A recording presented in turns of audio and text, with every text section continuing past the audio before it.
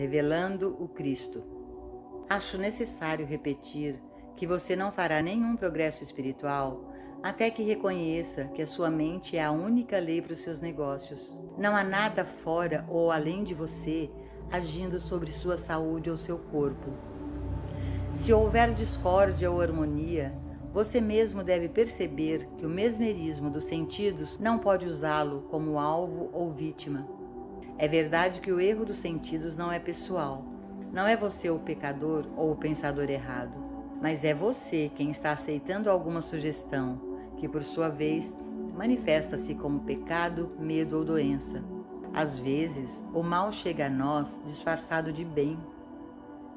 Assumir os problemas e fardos dos outros é uma bela maneira de permitir a entrada de discórdias.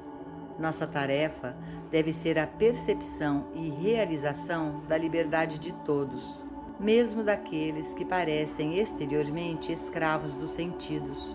Simpatizar ou ter pena deles é aceitar as condições ilusórias, e isso abre nossos pensamentos para muitos erros. De uma forma ou de outra, você está aceitando a sugestão de erro, e geralmente é por meio de alguma forma de amor ou ódio humano. Desperte, quero dizer, acorde neste minuto. Entenda seu amor ou ódio humano como uma sugestão hipnótica. Veja isso como o que isso realmente é e pare de ser manipulado por isso. Pare de simpatizar e sentir pena dos gregos em guerra, dos armênios famintos ou dos judeus perseguidos. Isso não o tornará insensível, mas permitirá que você rasgue o véu da ilusão e só assim então possa ajudar o pensamento receptivo. Sua simpatia apenas fixará a condição com mais firmeza em pensamento. Se você tiver pena de seu paciente, você não o curará. Solte-o, deixe-o ir, ou você não pode fazer isso.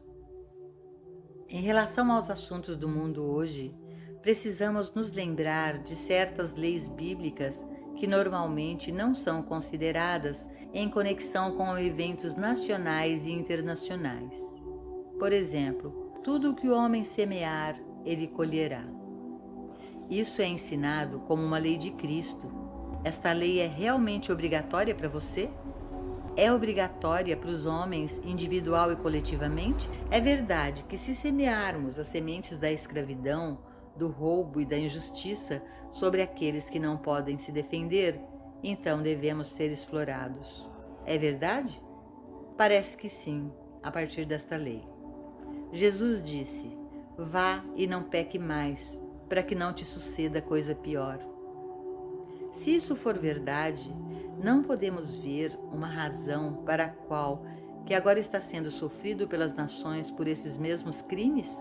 Se é verdade que o que você semeia você deve colher, é claro que não precisamos ir mais longe para descobrir a razão dos males do mundo e a solução.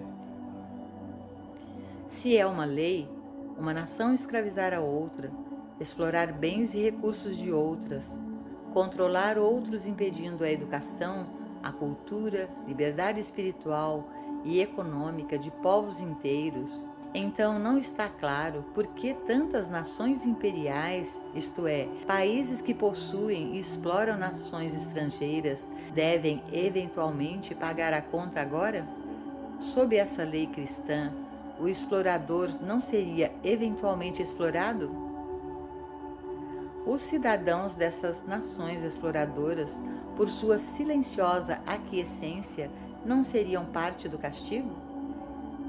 Em filosofia, isso é chamado de lei de causa e efeito.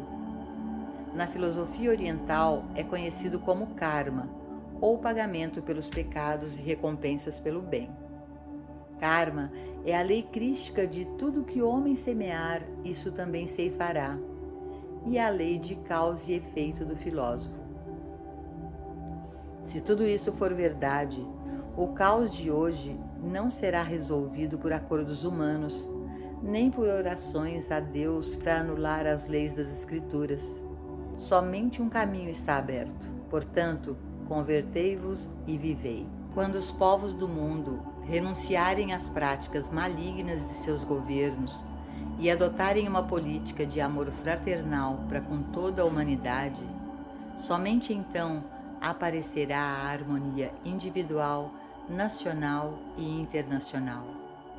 Pense nisso. O verdadeiro significado do ministério de Jesus se perde se não compreendermos suas afirmações. Eu, de mim mesmo, nada posso fazer. E as palavras que vos digo, não falo por mim mesmo, mas o Pai que habita em mim, Ele faz as obras. Jesus não disse essas coisas por modéstia, mas como fatos reais. Há um Cristo dentro do indivíduo e Jesus estava consciente dessa presença. E ele sabia que não era possível fazer nada por si mesmo. Então deixava que essa presença interior fizesse todas as coisas por ele.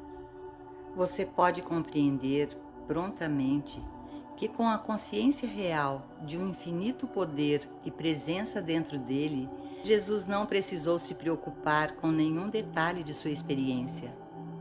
Ele sempre poderia contar com esta presença, depender totalmente dela para prover todas as coisas, para curar para ele, até mesmo para alimentar 5.000 quando necessário. Era como a fábula de ter uma lâmpada para esfregar, mas não é uma lâmpada, porque o interior conhece a necessidade antes mesmo de se tornar humanamente aparente. Suponho que primeiro precisamos de alguma medida de fé para acreditar que existe tal coisa como este Cristo. Sem dúvida, criados como temos sido, simplesmente não podemos compreender que há mais em nós do que corpo e capacidade de pensamento. Ensinados como temos sido por tanto tempo que devemos ser empreendedores, que o pássaro madrugador é que pega a minhoca, deve ser difícil perceber que existe um outro caminho, escrito com C maiúsculo, um caminho infinito, ou melhor, um caminho infinito, eterno, harmonioso, alegre, bem-sucedido e, tão real e duradouro, que não deixa amargura na boca. Esse caminho infinito é o Cristo. Portanto, eu sou o caminho, ou o caminho é eu sou. Testemunhando as grandes obras de Moisés, Salomão, Elias, Jesus, observando as qualidades duradouras do Buda, Shankara, devemos admitir que eles tinham a percepção consciente de algo mais do que a humanidade. Esse algo é o mesmo Cristo, o Espírito de Deus neles, que também está em você. A consciência desta presença interior torna disponível a qualquer indivíduo todo o poder e presença manifestada e demonstrada por Jesus. Você começa a ver como era desnecessário para Jesus se esforçar ou lutar pelo bem de qualquer forma? Você pode começar a ver por que ele enviou os discípulos ao mundo sem bolsa e alforge? Poderia haver uma ocasião para Jesus ter ciúme ou inveja de outra pessoa ou das posses de outra pessoa, não apenas por ele ser um homem, mas porque ele estava consciente da presença e do poder que poderia suprir todas as necessidades sem recorrer ao suprimento de outra pessoa? O Cristo, ou Espírito de Deus, está presente dentro de nós, como nossa consciência de todos os tempos passados presente e daqueles que ainda aparecerão aos nossos olhos. Nunca houve necessidade de ganância, luxúria, avareza, acumulação, roubo ou pilhagem, exceto que os homens perderam a consciência deste interior. Você o tem, é um gigante adormecido em você. Ou talvez você seja aquele adormecido com um gigante muito desperto dentro. E talvez este infinito esteja chutando tão forte em seu ser interior que o força aqui a despertar para sua presença. À primeira vista, esta parece ser a solução para somente os seus e os meus problemas. Mas aqui mesmo é necessário que percebamos que mudança ocorreria se homens e mulheres despertassem para esta verdade. Talvez o que eu disse deixe claro para você por que sempre houve guerras, cobiça, falsos desejos e ambições. Isso não deixa claro para você as razões de todos os problemas do mundo? Você não vê como esses problemas são e serão inevitáveis enquanto o homem acreditar que ele mesmo deve prover, realizar, conquistar? Enquanto o homem tentar resolver o enigma do suprimento por meios humanos, recorrerá ao mau uso desses poderes. A mente humana e a força material não contêm a resposta para a paz, harmonia e prosperidade universais.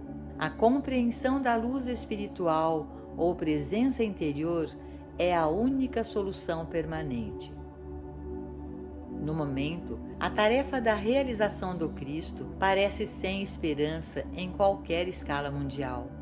Tão poucos indivíduos em algum momento tiveram essa percepção consciente que não parece esperançoso que a humanidade desperte agora em grande número. No entanto, há sinais de que isso pode estar acontecendo. A própria profundidade da necessidade do mundo pode estar despertando-o, ou talvez a consciência esteja se preparando para isso desde o início dos tempos através de um processo de evolução.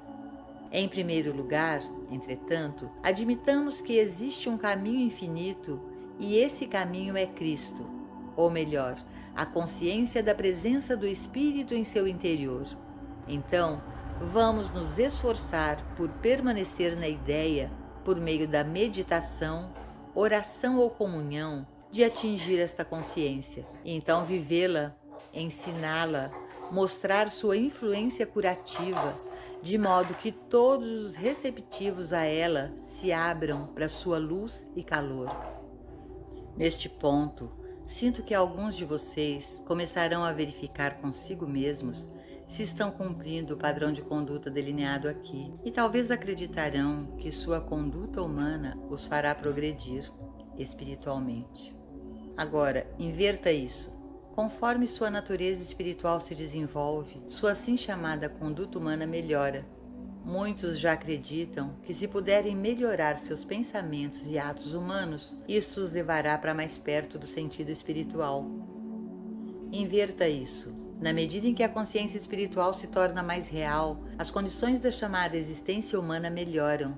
Portanto, não se esforce para se aperfeiçoar humanamente, mas mantenha sua visão no espiritual e no real, e deixe sua, assim chamada, vida humana se desenvolver progressivamente. Alguém pode acreditar que ganhar saúde física ou riqueza é um passo em direção ao espiritual. Nesse caso, exercícios e dieta alimentar seriam uma ajuda para a espiritualidade, ou um negócio de sucesso poderia ajudar. Não, tu conservarás em paz aquele cuja mente está firme em ti. À medida em que você vive em uma consciência superior, em um plano superior, o seu assim chamado mundo humano se desenvolverá harmoniosamente, com alegria, paz e sucesso. Por isso, o exercício do pensamento humano não é o fator de cura ou de ser curado. À medida em que a verdade espiritual se revela em sua consciência, a harmonia do corpo ou dos negócios aparece em evidência tangível. Portanto, receptividade deve ser sua palavra de ordem. Receptividade. Pode ser perturbador ouvir que a tentativa de melhorar o pensamento e a conduta humana não é a base do desenvolvimento espiritual. Isso porque estamos realmente nos esforçando para sermos mais cuidadosos com nossos pensamentos e ações. Bem, isso não faz mal. Talvez mesmo esse esforço seja a forma do espírito irromper. Apenas tenha cuidado, não pare por aí. A bondade humana é apenas uma estação intermediária no caminho com C maiúsculo. Graça. Existe um vínculo invisível entre todos nós. Essa é uma das razões pelas quais estamos reunidos. Não nos encontramos como humanos. Os objetivos e motivos que governam os humanos não estão em operação aqui. Não estamos aqui para obter nada uns dos outros, mas para compartilhar os tesouros espirituais que emanam de Deus, à luz do nosso ser.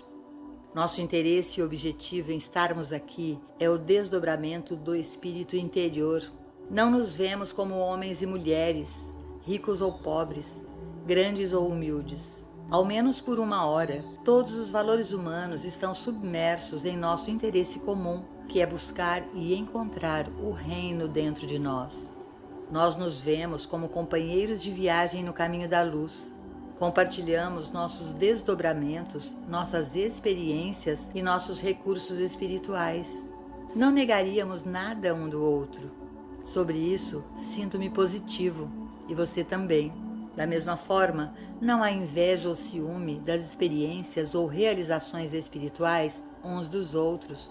Percebamos, mesmo por um momento, que tudo o que temos de suprimento, posição, prestígio ou poder humano, saúde, beleza e riqueza é um presente de Deus e, portanto, disponível para todos nós, na medida da nossa abertura de consciência. E você pode ver como poderíamos levar nosso amor impessoal aos fatores humanos da existência.